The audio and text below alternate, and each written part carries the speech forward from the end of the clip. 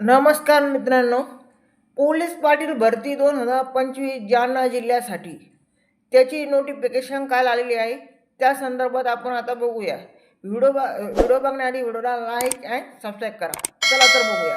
Police Patil भरती 2025 जालना जिल्ह्यासाठी जालना कोणत्या तालुक्यात जालना जिल्ह्यात कोणकोणत्या तालुक्यात जागा आलेल्या आहेत ते आपण आता बघूया.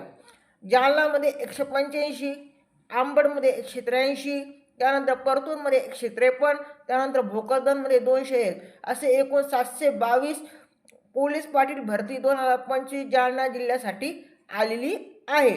त्यासाठी शैक्षणिक पात्रता 10वी पास व तो स्थानिक रहिवासी असावा, म्हणजे त्या गावातला तो स्थानिक रहिवासी असावा. अर्ज ऑनलाईन फॉर्म भरायचा आहे.